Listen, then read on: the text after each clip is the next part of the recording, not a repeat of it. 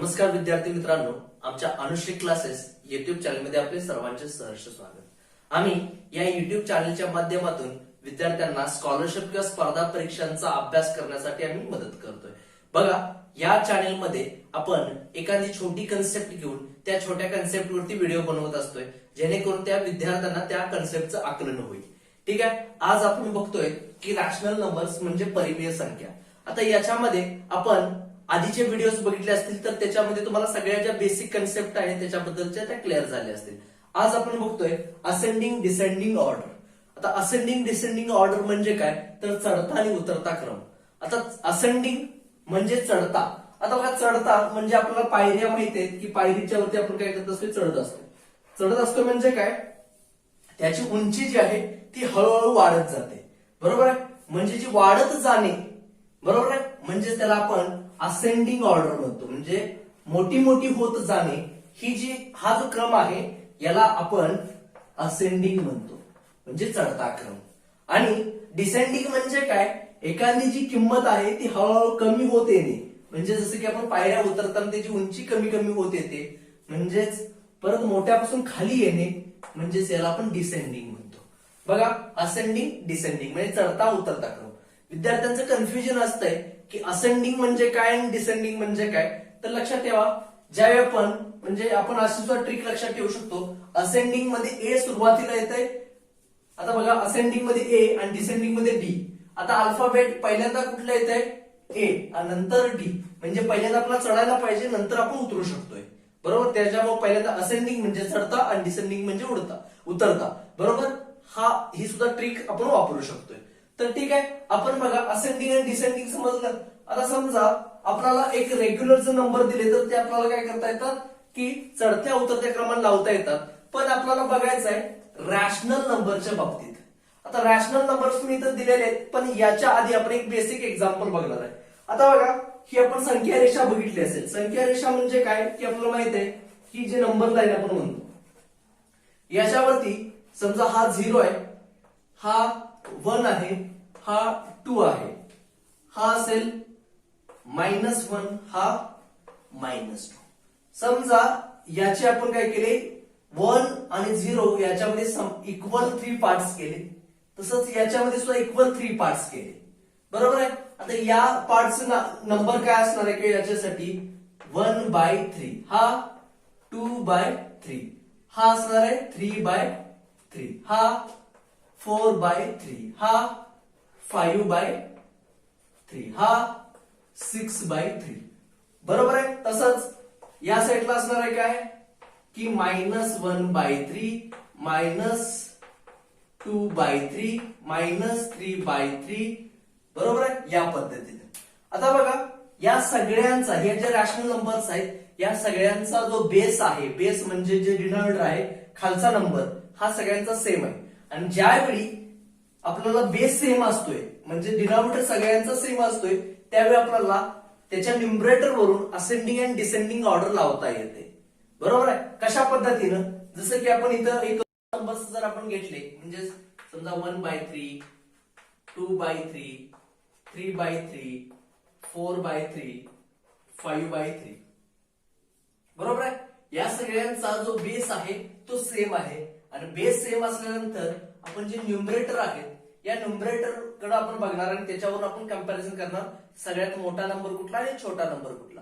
हे आपला सिंपल पद्धत असते की सिंपल आहे, आपण सांगू शकतो। पण ज्यावेळी आपल्याला बेस सेम नाहीये, बरोबर, ज्यावेळी आपल्याला याचा बेस सेम नाही, जसं की आपण इथे एक एक्झाम्पल घेतले, इथे आपण 5 नंबर घेतलेत, याच्यामध्ये बघा न्यूमरेटर आणि डिनॉमिनेटर जर बघितलं तर प्रत्येकाचे वेगवेगळे आहेत, आणि अशा वेळी आपल्याला असेंडिंग आणि डिसेंडिंग ऑर्डर कशी लावायची ते आपण याच्यामध्ये आता बघणार आहे।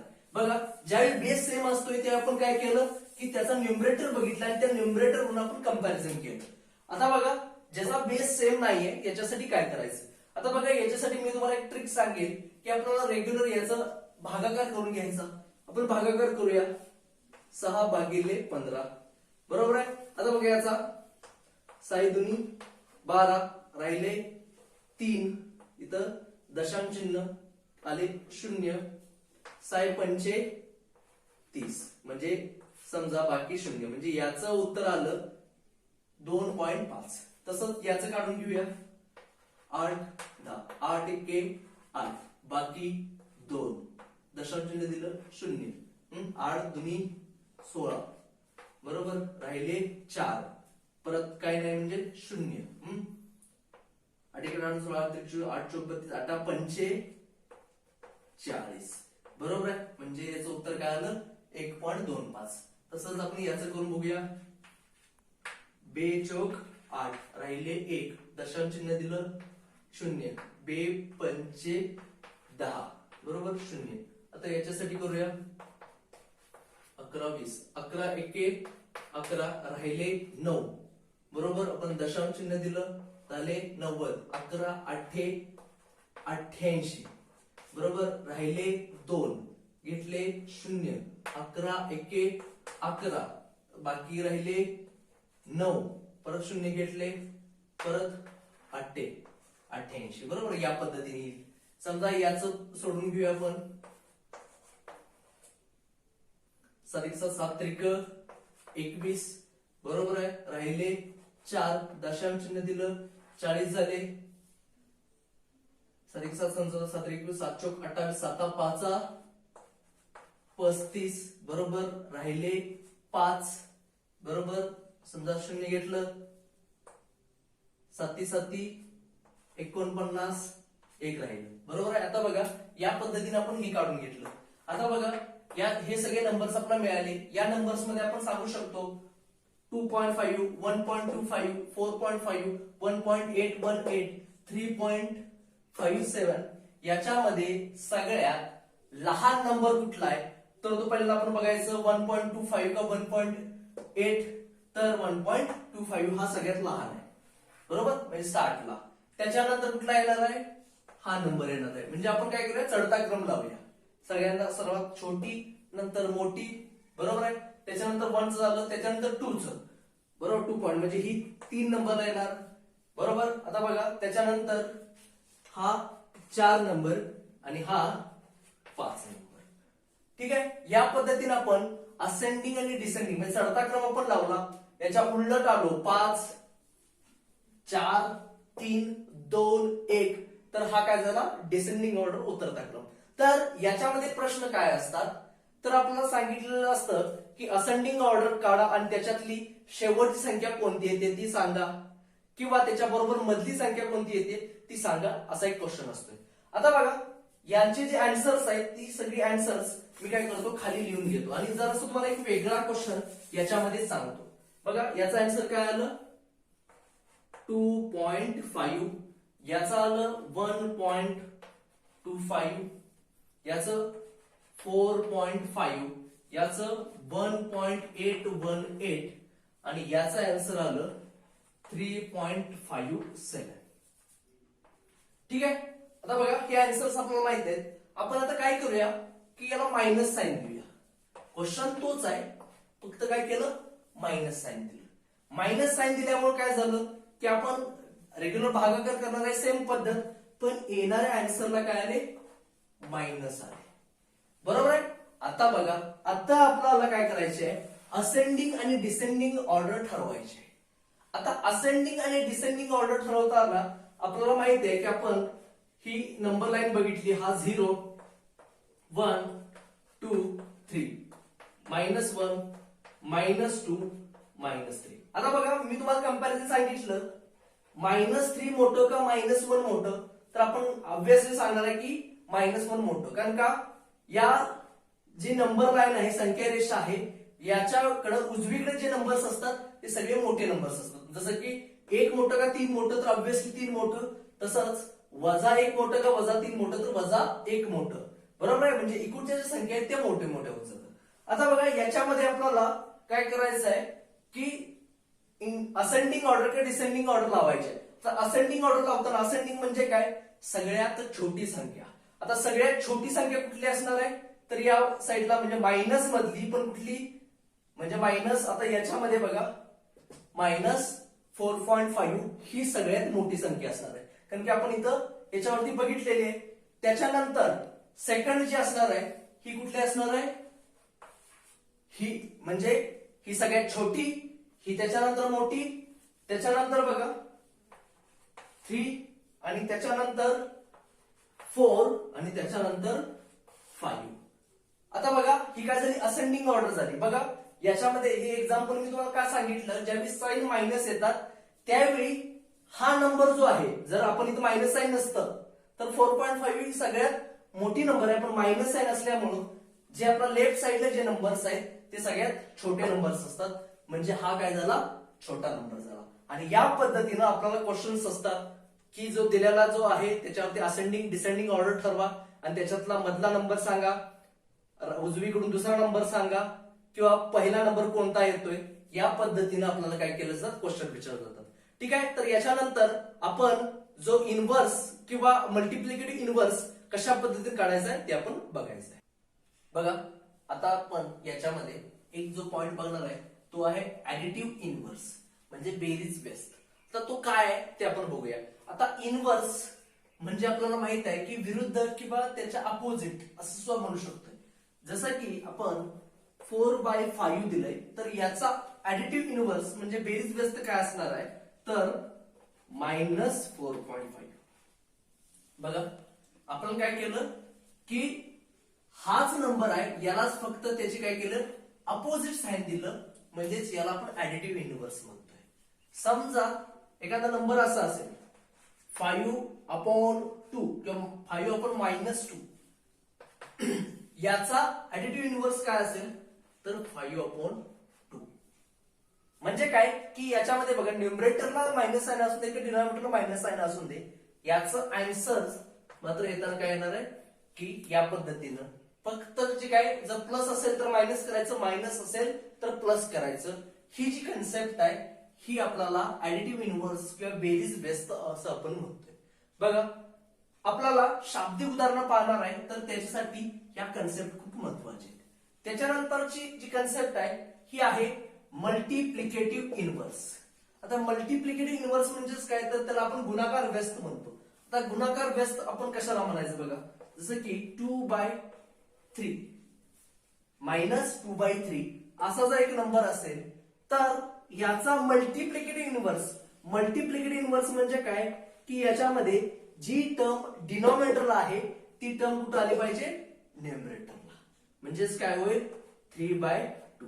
आता बघा याला साइन मायनस इथं दिलं काय किंवा इथं दिलं काय, आन्सर हे सेम येतं. बघा की मल्टिप्लिकेटिव्ह इनव्हर्स, हे मल्टिप्लिकेटिव्ह इनव्हर्स म्हणजे काय की जी न्यूमरेटरची टर्म आहे ती डिनॉमिनेटरला आणि जी डिनॉमिनेटरची टर्म आहे ती न्यूमरेटरला. जसं की आता एक एक्झाम्पल घेऊया 1 किंवा एक्झाम्पल फक्त 2 घेऊया. या 2 चं मल्टिप्लिकेटिव्ह इनव्हर्स हे काय असणार आहे. आता बघा या 2 चं मल्टिप्लिकेटिव्ह इनव्हर्स काय असू शकतं, कारण की या 2 ला डिनॉमिनेटरला काही नाही म्हणजे काय असतं, 1 असतं. तर याचं काय येणार 1/2 किंवा 1/2. हे झालं मल्टिप्लिकेटिव्ह इनव्हर्स. आता बघा बेरीज व्यस्त आणि गुणाकार व्यस्त. बेरीज व्यस्त म्हणजे काय, एखादी संख्या दिल्या त्याचा आपण साइन चेंज करायचे, त्याला न्यूमरेटर डिनॉमिनेटर चेंज करायचा नाही. पण मल्टिप्लिकेटिव्ह इनव्हर्स आहे गुणाकार व्यस्त, याचा न्यूमरेटर डिनॉमिनेटरला घालवायचा, डिनॉमिनेटर न्यूमरेटरला घ्यायचा, यालाच आपण मल्टिप्लिकेटिव्ह इनव्हर्स किंवा गुणाकार व्यस्त आणि बेरीज व्यस्त असं म्हणतो. ठीक आहे. तर याच्यावरती आपण काय करूया, एक शाब्दिक उदाहरणं जी आहेत ती आपण बघूया. बघा जे उदाहरण आहे ते उदाहरण पहिल्यांदा समजून घेणं खूप गरजेचं आहे. का, कारण की याच्यामध्ये आपल्याला हे काय वर्ड प्रॉब्लेम आहे, म्हणजे शाब्दिक उदाहरण आहे. शाब्दिक उदाहरणामध्ये आपल्याला काय केलं असतं की थोडंसं आपल्याला अवघड वाटतं. का, कारण की ते समजून आपण घेत नाही त्याच्यामुळे आपल्याला अवघड वाटतं. पण हे ज्यावेळी आपण एकदा मांडून घेतलं की सोडवणं हे खूप सोपं असतं. ठीक आहे. आता आपण पहिलं उदाहरण बघूया. बघा काय दिले, 4/3 या संख्येची बेरीज व्यस्त.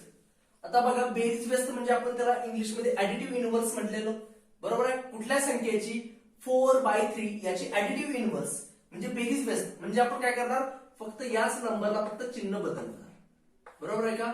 हा काय झाला, याचा बेरीज व्यस्त म्हणजे ऍडिटिव्ह व्यस्त. व 3/4 ची गुणाकार व्यस्त, बरोबर आहे. म्हणजेच काय की याचे मल्टिप्लिकेटिव्ह इनव्हर्स कशाची, 3/4 ची, 3/4 ची मल्टिप्लिकेटिव्ह इनव्हर्स. म्हणजेच काय आपण करतोय, याचे न्यूमरेटर डिनॉमिनेटर लिहितो, डिनॉमिनेटर न्यूमरेटरला. म्हणजेच काय लिहितोय 4/3 यांची बेरीज किती? जर यांची आपण ऍडिशन केली तर याचं काय आन्सर येणार आहे, असं आपल्याला क्वेश्चन विचारलाय. बघा की याच्यामध्ये जो क्वेश्चन दिलेला आहे तो पहिल्यांदा नीट वाचा. जे दिलेल्या गोष्टी आहेत ते खाली लिहून घ्या, म्हणजे तुम्हाला काय करता येईल की हे सोडवणं सोपं जाईल. आता बघा मी इथं ऑप्शन्स दिलेले नाही, कारण का आपण पहिल्यांदा कन्सेप्ट समजून घेऊ, त्याच्यानंतर आपण मग बघू शकतो ऑप्शन. आता बघा आपण बेसिक कन्सेप्ट मध्ये ही प्रोसेस बघितलेली आहे. बघा ज्यावेळी रॅशनल नंबर्स असतील आणि ज्यांचा बेस सेम आहे आणि मध्ये ऍडिशन किंवा सबट्रॅक्शन आहे, अशा वेळी काय करतो बघा, ज्या बेस सेम आहे तो बेस आपण काय घेतो, कॉमन घेतो आणि न्यूमरेटरची जी काय आपण ऑपरेशन सांगितले ते घेतो, म्हणजे काय होणार -4 आणि इथं +4. बरोबर आहे. आता बघा -4 + 4 म्हणजेच काय होणार इथं की -4 + 4 0/3. 0/3 म्हणजेच काय 0. म्हणजे आपण याचा आन्सर काय आला आपल्याला 0. आपण समजा पर्याय 4 दिले असतील त्याच्यात बघायचं जे 0 आन्सर आहे ते आपला आन्सर करेक्ट आहे. ठीक आहे. या पद्धतीने आपण हे एक्झाम्पल सोडवू शकतो. आता बघा सेकंड एक एक्झाम्पल दिले, -3/8 या संख्येच्या गुणाकार व्यस्त संख्येतून. आता बघा या संख्येची गुणाकार व्यस्त.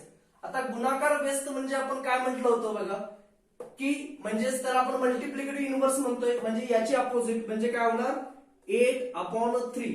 आता याला मायनस साइन, इथं मायनस साइन कुठेही दिलं तरी सुद्धा चालतंय. ठीक आहे. म्हणजे याची काय झाली ही गुणाकार व्यस्त, म्हणजेच काय याला मल्टिप्लिकेटिव्ह इनव्हर्स. गुणाकार व्यस्त संख्येतून कोणती संख्या वजा करावी. आता कोणती संख्या वजा करावी आपल्याला माहित आहे का? नाही. म्हणून त्या संख्येला आपण एक्स म्हणूया. बरोबर. कोणती संख्या वजा करावी म्हणजे सबट्रॅक्ट करावी, म्हणजे उत्तर 1 येईल. म्हणजे याचा आन्सर काय येणार आहे 1. म्हणजे आपल्याला याच्यामध्ये बघा हे एक्झाम्पल वर्ड प्रॉब्लेम होता, त्याचा आपण न्यूमरिकल करून घेतलं. आता बघा याच्यामध्ये आपलं काय करायचं, एक्स ची व्हॅल्यू काढायची. एक्स म्हणजे काय पॉझिटिव्ह एक्स ची व्हॅल्यू काढायची, म्हणून आपण काय करू शकतो, हे -x आहे हे इज इक्वल टू च्या तिकडे गेलं तर काय होणार प्लस होणार. आता आपण एक्स ची व्हॅल्यू काढायची म्हणून 1 पण इकडे आणलं पाहिजे. 1 इथं प्लस आहे, इकडे आणलं काय होणार मायनस. म्हणजे काय होईल बघा -8/3 हे -x तिकडे गेलं प्लस होणार आणि हे 1 इकडे आलं मायनस होणार, म्हणजे -1 इज इक्वल टू x. या पद्धतीनं. आता बघा इथं डिनॉमिनेटरला काही नाही म्हणजे काय असणार 1. आणि आपण बघितलंय ज्यावेळी बेस सेम नसतोय ते आपण काय करतो तिरकस गुणाकार म्हणजे क्रॉस मल्टिप्लिकेशन. म्हणजे काय करणार या टर्मनं या टर्मला मल्टिप्लाय, या टर्मनं या टर्मला मल्टिप्लाय आणि डिनॉमिनेटरचा मल्टिप्लिकेशन. म्हणजे काय येणार याचा आणि याचा मल्टिप्लिकेशन म्हणजे -8 हे मधलं साइन मायनस 3 × 1 = 3 आणि अपॉन 3 × 1 3. बरोबर. या पद्धतीनं. आता बघा आपण हा पण रूल बघितलाय, मायनस चे आपण काय करतो ऍडिशन करतो आणि साइन कुठलं देतो तर -8 आणि 3 म्हणजे 11/3. म्हणजेच आपल्याला याचा आन्सर आलं 11/3. म्हणजे या पद्धतीनं आपल्याला याच्यावरती जे न्यूमरिकल्स असतात ते वर्ड प्रॉब्लेम असतात, तर हे आपल्याला अंडरस्टँड पहिला करून घेतलं पाहिजे आणि स्टेप बाय स्टेप आपण खाली लिहिलं पाहिजे. आणि त्याच्यावरती ज्या प्रोसेस आहेत या आपण बेसिक कन्सेप्ट मध्ये बघितलंय की जर त्याची ऍडिशन असेल तर काय करायचं, मल्टिप्लिकेशन असेल तर काय करायचं, हे जे मायनरचे रूल्स कुठले आहेत ते आपण बघितलं. आणि अशा पद्धतीने आपण कोणतंही जर एक्झाम्पल आलं तर सहज आपण सोडवू शकतो. बघा मी हे तुम्हाला सोप्या पद्धतीने सांगितलेलं आहे. हा माझा व्हिडिओ तुम्हाला कसा वाटला नक्की कमेंट मध्ये कळवा. आमचं युट्यूब चॅनल कोणी सबस्क्राईब केलं नसेल तर नक्की सबस्क्राईब करा. थँक्यू.